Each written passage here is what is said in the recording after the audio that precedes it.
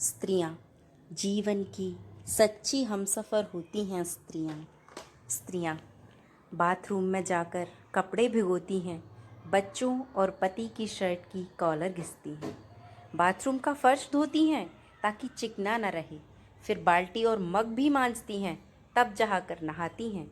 और तुम कहते हो कि स्त्रियां नहाने में कितनी देर लगाती हैं। स्त्रियां किचन में जाकर सब्जियों को साफ करती हैं, तो कभी मसाले निकालती हैं, बार बार अपने हाथों को धोती हैं, आटा मलती हैं, बर्तनों को कपड़े से पोंछती हैं, वही दही जमाती हैं, घी बनाती हैं।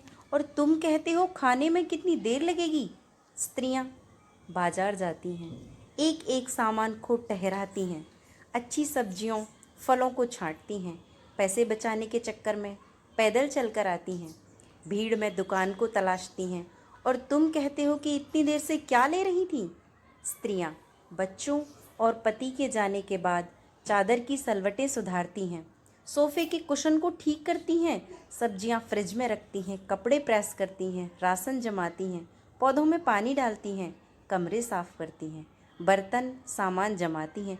और तुम कहते हो कि दिन भर से क्या कर रही थी। स्त्रियां कहीं जाने के लिए तैयार होते समय कपड़ों को उठाकर लाती हैं, दूध खाना फ्रिज में रखती हैं, बच्चों को हिदायतें देती हैं, नल चेक करती हैं, दरवाजे लगाती हैं, फिर खुद को खूबसूरत बनाती हैं ताकि तुमको अच्छा लगे। और तुम कहते हो कितनी देर में तैयार होती हो। स्त्रियां बच्चों की पढ़ाई डिस्कस करती हैं, खाना पूछती हैं, घर का हिसाब बताती हैं, रिश्ते नातों की हालचाल बताती हैं, फीस बिल याद दिलाती हैं।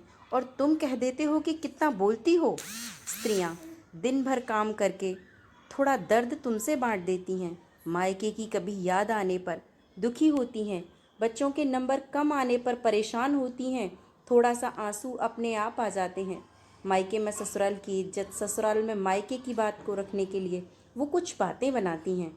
और तुम कहते हो कि कितनी नाटकबाज होती हैं स्त्रियां, पर फिर भी तुमसे ही सबसे ज़्यादा प्यार करती हैं स्त्रियां।